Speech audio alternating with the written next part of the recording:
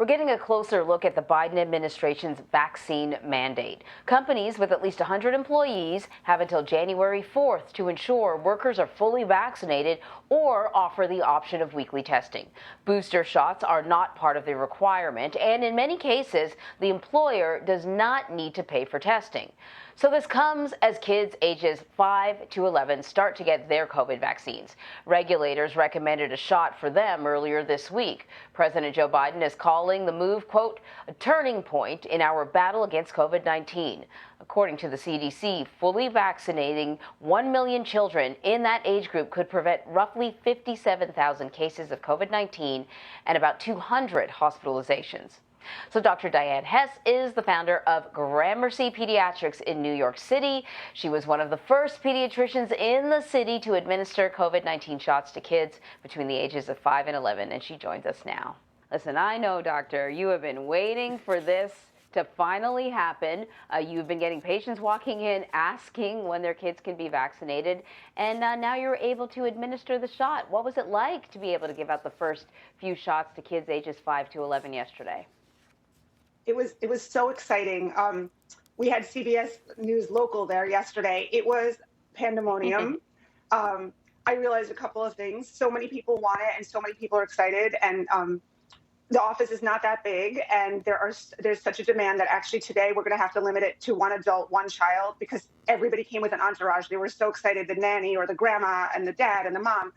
And then you have to wait 15 minutes to get after you get your shot, and the office just got so crowded. The kids were so excited. I've never seen so many kids so happy to get a vaccine. They were literally jumping up and down. They were like lifting up their sleeve, pulling it down. You know, they were just ready. I mean, I had one patient last night at 7:30. The mom said she skipped to the office 7:30 at night. Wow. To get the shot. Wow. I'm sure that's never happened before for you. Never.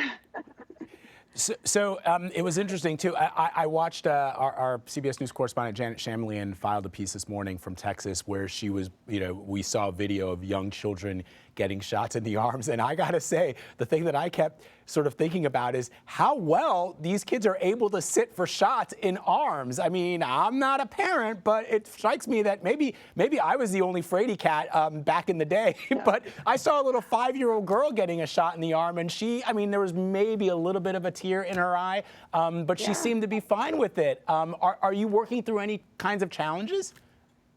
Definitely. I mean, there was a few kids who were scared. We have a couple of people that, sometimes it's just harder for the parent to hold them. So we offer that, like, one of our nurses might hold them, or the parent sometimes if the parent steps out of the room, it's actually much better. So we'll say, do you want to step out of the room, and we'll just talk to them, and we do it. I don't think we had to have a discussion for more than 2 to 3 minutes with any kid who was a little bit nervous. We're like, did you get your flu shot? Yeah, this is half, even less than half the size of the flu shot. It's only 0.2 ml. It is such a fast shot to give. So, most of the time, if their child is a little resistant, it's more of the negotiating. Once the shot is done, they're like, that was nothing. Plus, I never give out candy in the office generally, but this time we have candy from Halloween left over, whatever it takes. We have cartoons on, parents are allowed to whip out their phone to show videos. But honestly, it's a mental game. When your parent is so excited for you to get a vaccine, like, this is life-changing. We had mothers in puddles of tears yesterday because they were so overwhelmed emotionally that this is going to be a ticket to freedom for their children. Their children, remember, we live in New York City, can't go indoors in a restaurant, can't go into a museum, can't go into the movie theater. This is the library. Your life is going to change when you can go indoors, and winter is coming. So these parents are really eager to get their kids vaccinated. We have no more spots today. I actually can't even give the vaccine tomorrow because I don't have enough staff because I have to see sick children. And we have one challenge in New York State that the American Academy of Pediatrics is really fighting for, is that in New York State, medical assistants are not allowed to give vaccines, where they are in, I think, almost every other state. But for the workforce, most doctors' offices only have medical assistants. So when the medical assistant can't give the vaccine, it has to be the physician or a nurse. And it slows us down because we still have to see our regular scheduled patients. So there are a lot of logistical challenges. So, doctor, as you know, as we've sort of learned more and more about this virus for adults, there's a recommendation that some get a third booster shot. And there has been talk about, when this virus will move from an epidemic to, something that we sort of deal with the way we deal with the flu.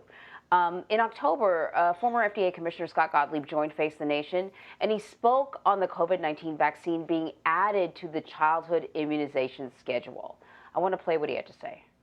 I think it's inevitable that the COVID vaccine is going to be incorporated into the childhood immunization schedule. CDC ultimately has to take that up. My guess is they're not going to take that up until you have fully approved vaccines for children, until you have more than one vaccine in the market available to kids. So that might be more of a fall 2021, 2022 type of event. But you're going to see other states and local districts moving forward with their own mandates. And I think the right locus for decision-making around these mandates is at the local level. The word I was looking for was endemic, from a pandemic to endemic. But Right. So now that we know that more kids are qualified for the COVID vaccine, what's your take on this timeline?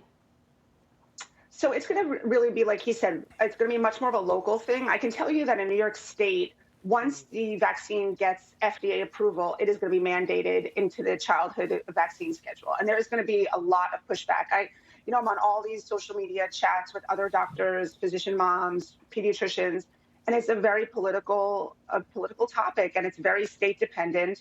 And you can see that in New York, where the laws and the mandates are stricter, there are more parents moving to get their children vaccinated. But if you live in a country that doesn't, a state that doesn't have a mask mandate, or a town or a school district, and your kid is like low risk, there's not really such a huge incentive for you to get the vaccine, because a lot of them are COVID deniers, and a lot of people don't understand how the pandemic is still killing so many millions of people.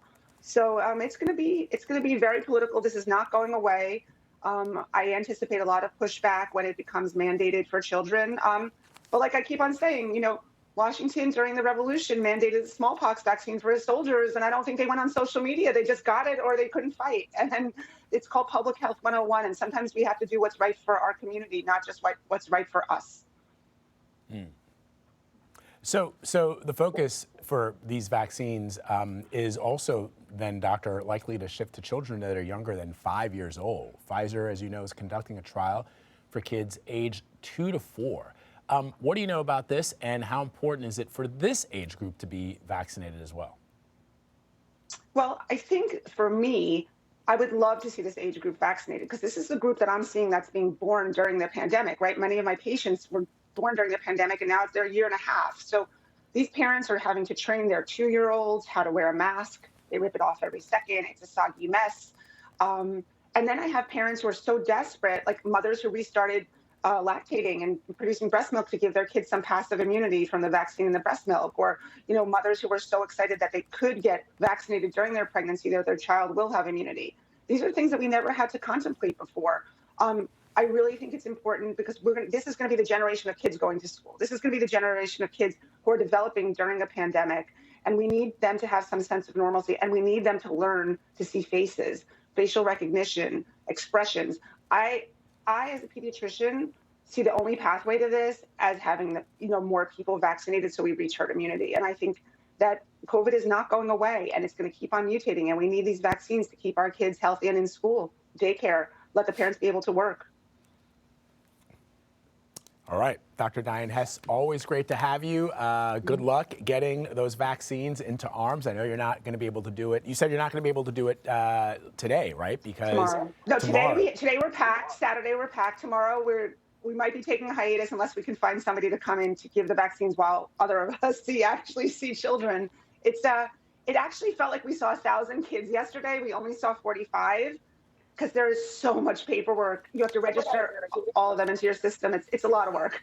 Well, the fact, though, that there is all this paperwork and that there are challenges that are specific to New York, but that you still have people that are coming in strong numbers. I think oftentimes the media narrative is that the media narrative tends to focus on the people who are vaccine resistors.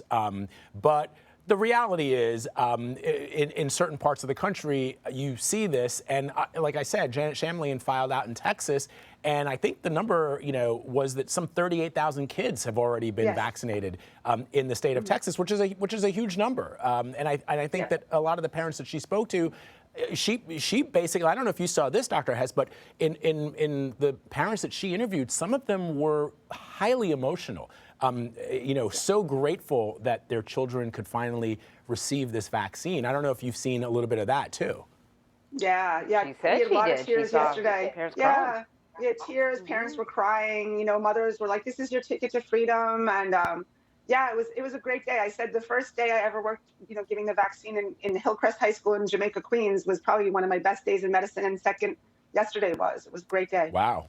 Fun fact. And there are people driving in from other states to come and get this vaccine. I mean, the rollout is not going as planned, but we're going to give as many as we can. They keep on coming. We'll keep on giving them. That is great. That is great. And a fun fact, I was born in Hillcrest General Hospital in Jamaica, Queens. Oh, my gosh. Which I think has changed its name now. It's a great now. place. It's a great community there. Yeah. Thank you, Dr. Hes. Appreciate it as always. Take care.